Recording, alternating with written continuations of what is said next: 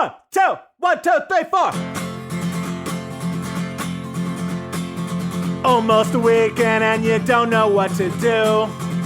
Or you just need something fun to listen to. Southside Pod! Yes, we're on the air. Pod. And the gang's all here, all things on the South Side. We're listening to the Southside Pod. Looking for the best Southside breweries. Or you might just need an awesome place to eat. Southside Pod! Mount Greenwood, Evergreen, Southside Pod. Blue Island, Beverly, Payless, and Allsup 2. You're tuned into the Southside Pod. Southside Pod! Oak Lawn, Midlothian, Southside Pod. Oak Forest, Chicago Ridge, Flossmoor, and Bridgeview. You're listening to Southside Pod.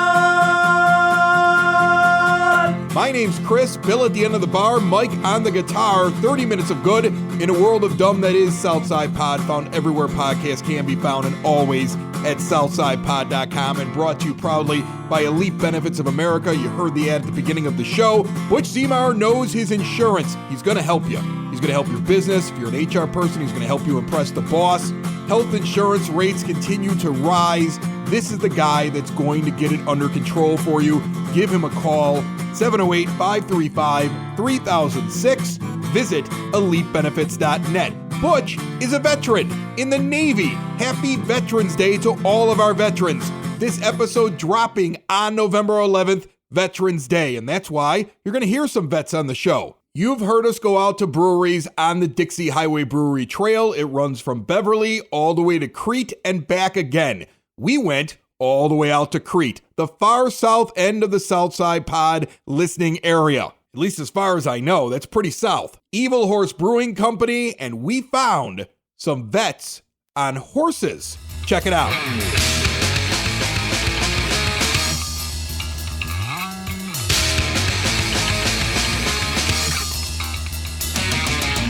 Donnie and Stacy are joining me here at Evil Horse Brewing, and they are from Vets on Horses. I know nothing about this. I'm completely confused. You're a Marine, correct? Yes, sir. Hoorah!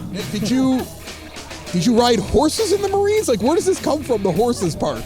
It comes from actually my fiance over here, and we developed a program, and it's for veterans as well as first responders with PTSD and suffering from it. I never wanted anything to do with horses, and it was always a struggle for me to get out on the road. I'm an Iraq War veteran. I served in 2005 to 2006 in Al Taqaddum, Iraq, which is Air Force Base out there, and I was a truck commander out there for Provisional Rifle Company. Yeah, we dealt with some IEDs, and we developed this program to help our veterans with PTSD, and it was tough for me to go out there on the road again. I go for my job, and that was about it. And then she was saying, hey, do you want to help me with these horses and stuff like that? She was fostering a horse. It was even right down the street. And I still said no because of my PTSD of I don't want to go back on the road because IEDs and stuff like that. I don't want to break out of my shell, and that's what PTSD does to us, and it takes the best of us. And I had my guidance and support. I finally broke down and broke out of my shell. And went with her to the barn. I fell in love with these horses right away. I thought the only thing that horses had to offer us was the glue factory. And you know what I love? I love that she said beforehand. I was like, "Are you going to talk?" She's like, "I'm there to help him with the sentences." Like that. That's exactly what she's doing. I told you, I have to like follow through. We support each other on this, right? Because awesome. If I have a blank thought and I look at him, he can finish my sentence, and then he does the same thing. So I'm looking at him, I'm like, take that over right now. We're ready to go. So let me ask you real quick about why. Like, here's the thing with vets. Generally, everything has to do with vets, but you added first responders in there, and it's the first time I think I've ever talked about it. The people who listen to the show know that I spent 10 years as a 911 dispatcher, and I have two friends who served overseas in Iraq, and I have other friends that they don't talk to, but they talk to me because we can relate on some of the stuff that we deal with and the stuff. But I mean, like, that's the thing. Like, I was a first responder. Like, I took all those horrible phone calls and dealt with all the different stuff. But, like, I've never had a vet organization ever say, and first responders. I think that's awesome. Yes, it's actually awesome. And I think we can relate, like, just as you said. You know, we when we're developing this program, we're thinking about, should it just be for veterans? And, like, no. I got a couple of friends that are Chicago police officers, and they're dealing with their stuff as well. Family And it's members that are relatable first with responders? PTSD. And we also got family members that are first responders, firemen. My mom's a nurse. And they all succumb to some type of PTSD in their life. And it's all kind of relatable, whether it's IEDs or whether it's shootings or whatever. There's always or losing somebody, losing a patient. It's all post-traumatic stress, and we're out here to outreach and to help everybody, because I don't want to be selfish just towards vets. I want to help everybody, and this is what this program's based on. And we got another event on tentatively January 30th at Nova Quarter Horses, which is open to first responders and our veterans dealing with PTSD. And it's an indoor environment in Chicago. It gets pretty cold out here, but we're going to host an event out there, and we're going to show them what the program's about.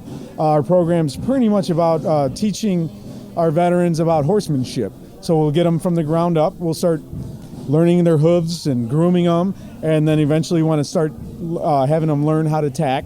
And then after tacking their horse, we want to have them ride and walk, trot, and canter. And the horses help. The horses help them with their Absolutely do. stuff. And they do all the therapy. Yes, there are We do not therapists. do It's not therapy. the VA. Yep.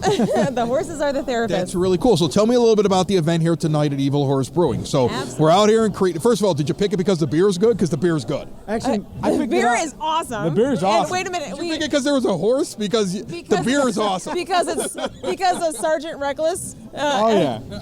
To all of everybody, Steve and Amy from Evil Horse, we met up with them, and they were gracious to allow us to have our fundraiser here. And we just happened to share the same love of horses, obviously Evil Horse. And Steve let us in on a Appaloosa, was it, right? That was a nasty little horse. And we share the same love. So they offered to have us our venue here, and Great people. yeah, it has been amazing, and they're amazing. Great venue. What beer are you going with right now? What are we I'm doing? drinking a Sergeant Reckless, and actually we had to name our horse Moonshine, who her nickname is Sergeant Reckless, just because of Because of Evil Steve. Horse, Yeah, because yes. of Steve. Hey, see, that doesn't look like beer. Is that beer or no? It's absolutely beer. Yeah? Yeah. What kind? It's Steve's special blend. Oh, okay. All just for me. Yeah, I think that's bourbon is what I think it is. It's Evil Horse's special blend for tonight's event. And so, man, you look out. She rides horses and she drinks liquor. I mean, how does anybody find out about your organization? Somebody listening right now wants to find out about it. Their website, throw that out there. Yes, we got www.vetsonhorses.org. You could also follow us on TikTok. You could also, actually, she's our marketing girl, so I'm going to let you tell her. Facebook, TikTok, Instagram, and Twitter. You can find us out there. And like you said, www.vetsonhorses.org.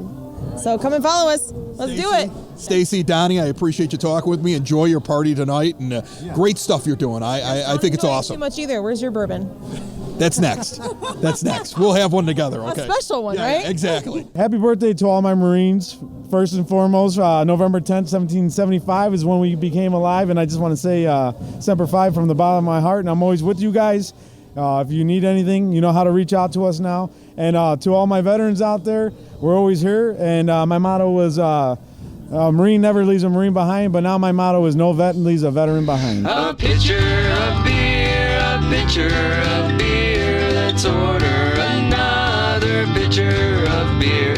That pitcher of beer should come over here. I love that pitcher of beer.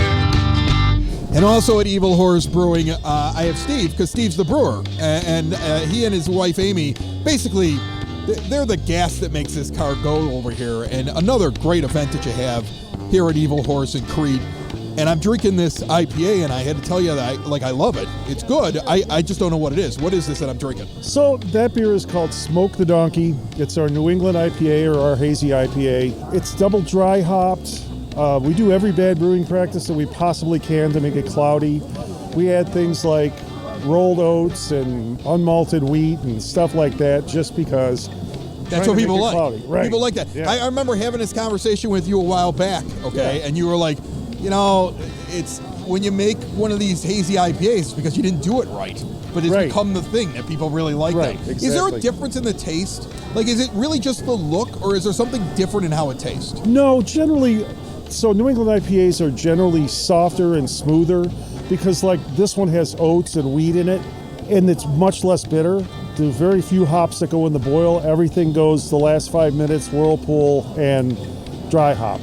So you're getting mostly like flavor and aroma and not much bitterness. So it's named after a donkey, back on the Marine thing. Yeah. So in Iraq, there was a Colonel John Folsom. He was in charge of this Marine camp, and in walks this skinny little donkey and just started hanging around with the Marines. Well, he had to pull some strings and jump through some hoops, and he finally got the donkey back to his farm in I think it's in Nebraska. Anyway, Smoke is no longer with us, but his wife wrote a book about Smoke the donkey and all the things they had to go through to help this little donkey. So kind of a soft story for a bunch of tough Marines. Pretty cool. So we decided to name the beer. It's cloudy. It's a cloudy, hazy beer. So Smoke kind of goes good with it. That's awesome. All right, so somebody wants to check out Evil Horse. I know you know the brewery schedule because you're the guy making it. Mm-hmm. All right. So what's coming up and what's on tap now? What's coming up that might excite a beer drinker who's like, I wouldn't normally drive the Crete, but I'm doing it for that? Well, we just tapped our Kolsch beer. Coming up, we'll have an alt beer that we brewed last week.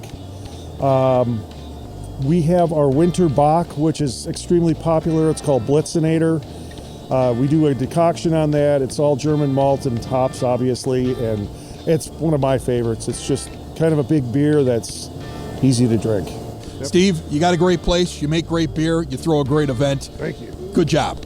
Thank you, sir. You are doing a great job yourself. A pitcher of beer, a pitcher of beer. Let's order another pitcher of beer.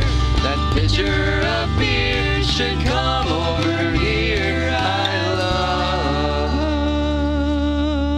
love that pitcher of beer.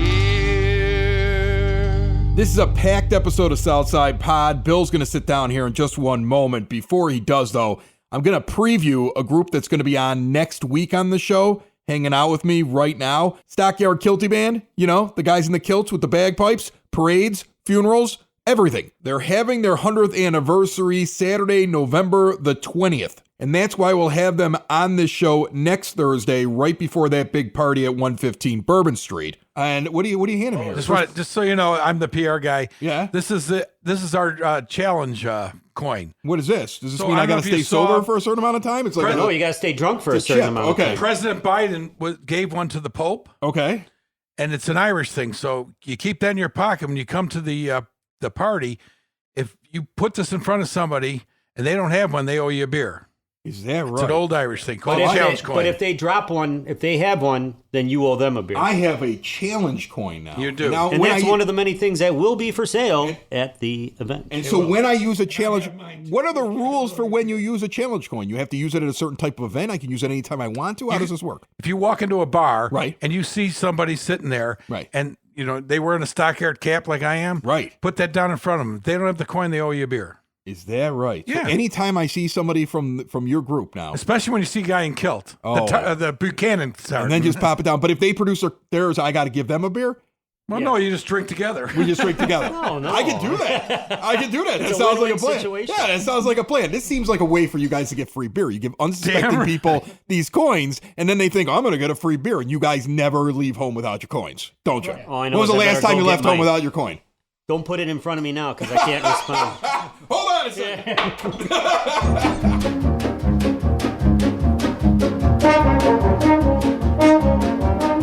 It is now time for your Southside Pod word on the street. We'll start in Palos Park, where the Palos Park Police Cadets have launched their annual holiday food drive.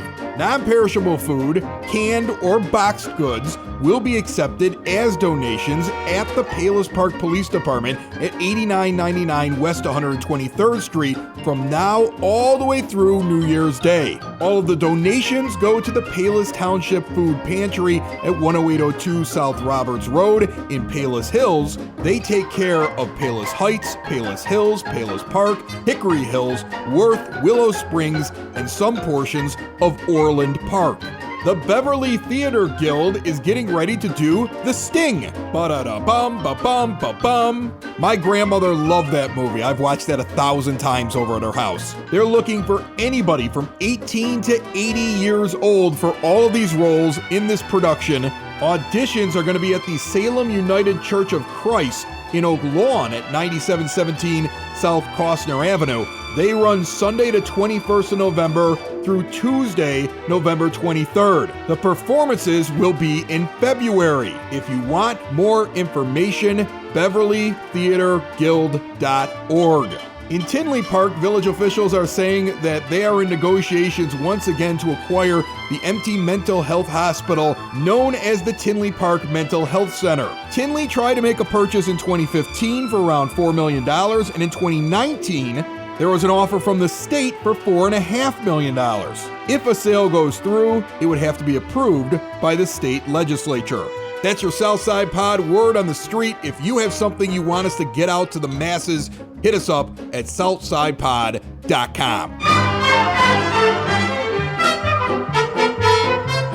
I have a confession to make. It's true, and I'm guessing you have done the same thing. Put more time into thinking about what's for dinner than preparing for your retirement. But if you think your retirement needs deserve more attention, I agree with you, and I want to help you out. I've got a local, experienced, down-to-earth guy who's a friend of this show. He's got a get-to-know-you approach and do the right thing values, and he's been around for over 20 years right here on the South Side. His name is Tom Walsh. He's located on the corner of 111th and Kedzie, and he's waiting for your call. In times of financial uncertainty, how can you stay on track? Call someone who's invested in your success. Reach out to Tom now, 773-779-0023, or pop in at the office right on 111th and Kedzie. Tell him we sent you. Edward Jones, Making Sense of Investing, member SIPC.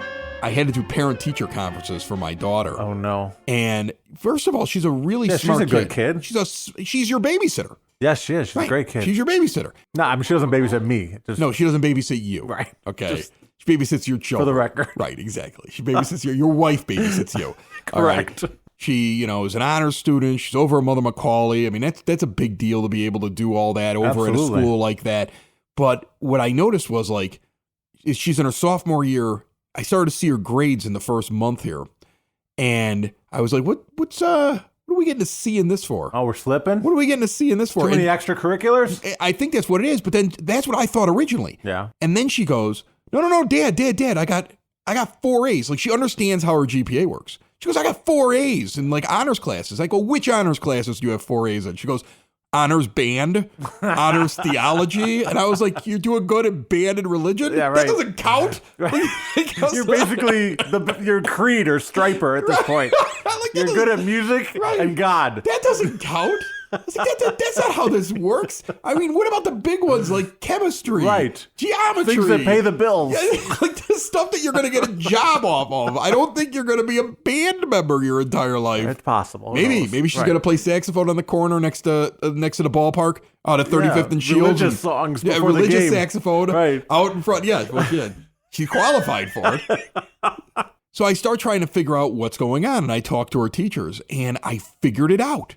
And I think what I figured out is if there's other parents out there that are experienced, they're trying to figure out what's going on. Because I think coming out of the pandemic, I think a lot of kids, especially teenagers, or preteens, are probably having a problem in school. Absolutely, sure. And this is what we discovered. And we tried it out for a month, and it actually worked. Okay, what is it? What's the secret? Well, they put all these kids on these devices.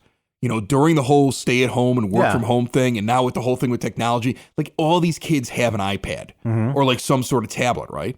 Well, the problem is the tablet, every time they're in a conversation with their friends, every 15 seconds in a giant text message is ding, ding. Yeah.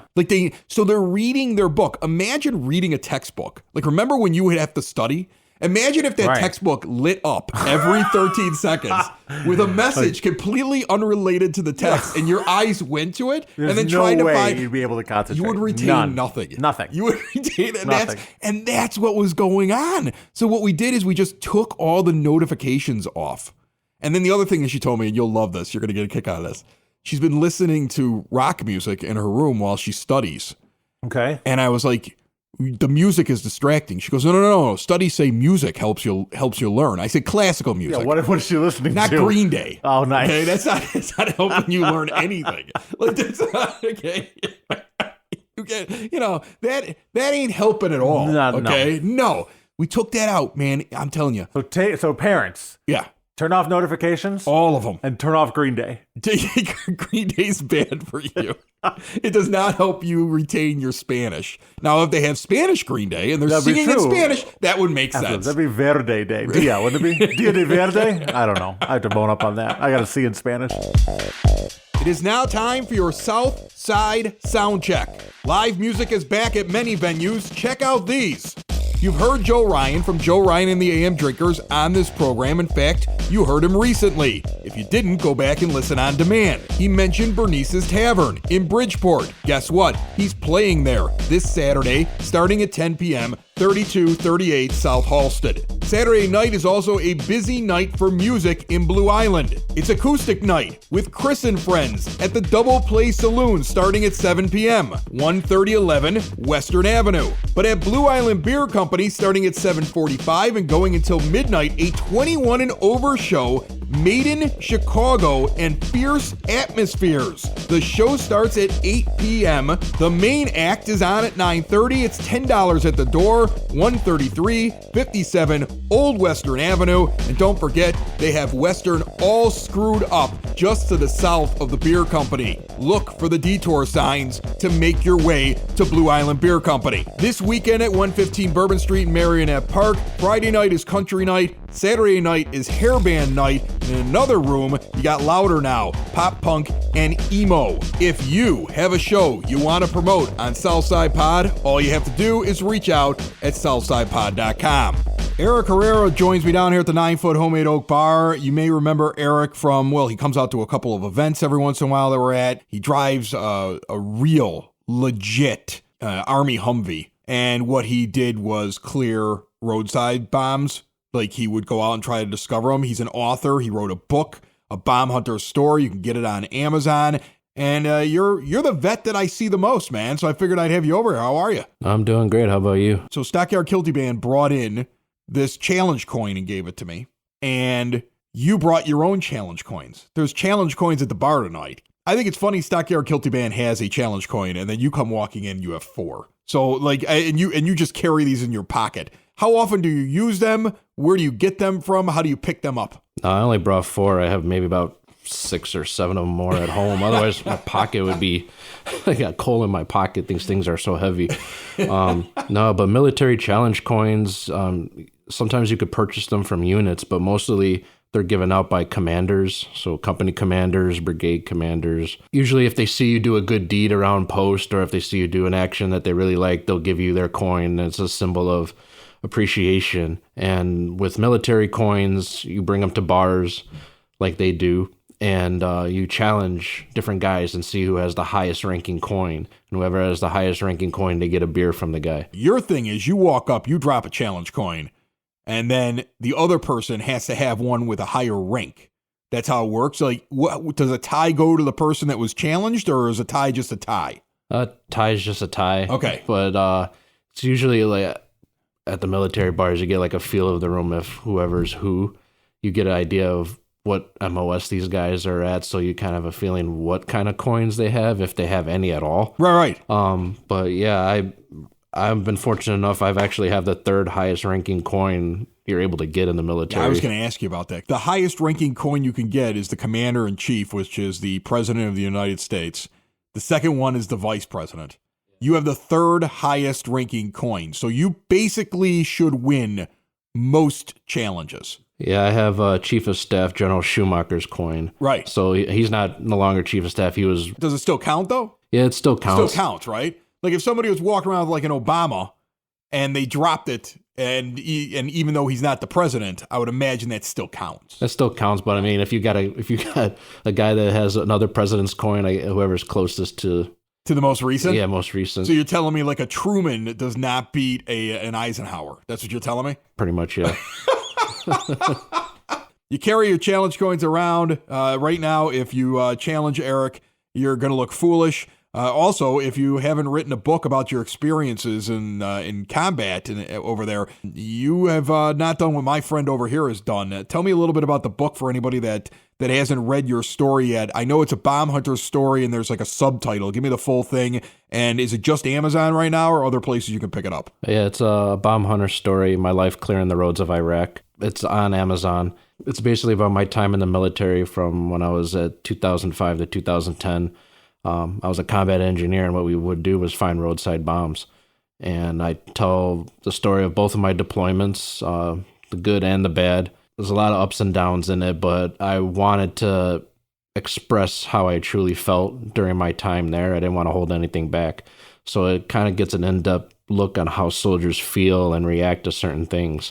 Sometimes I get feedback saying it's a little bit too real, but that's what I wanted to do. I wanted people to know exactly what we go through and tough times that we do have. The Vets on Horses people. What do you think when you hear about stuff like that? I mean, it's a vet who started a thing, but it kind of felt like we have guys coming back and we got to get them more acclimated back to the world. What do you feel when you hear about stuff like that?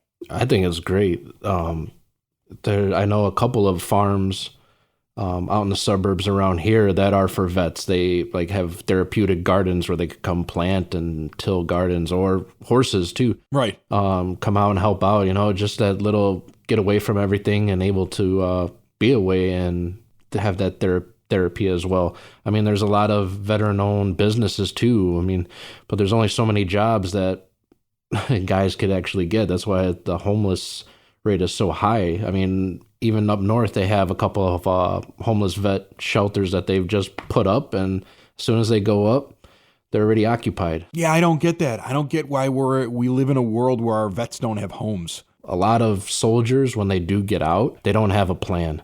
And that's when the homelessness kicks in and the alcohol and the drugs kick in, because they really don't have that plan when they come back home. You have to have a plan. When I left, I wanted to actually have a plan. I tried to join CPD. I got denied because of my hearing. TSA too, I got denied too because of my hearing. Right. So I was kind of like in a no man's land, almost like, oh my God, my two plans that I had, and I got denied for it just because of hearing. So, which is understandable because you've been blown up more than once.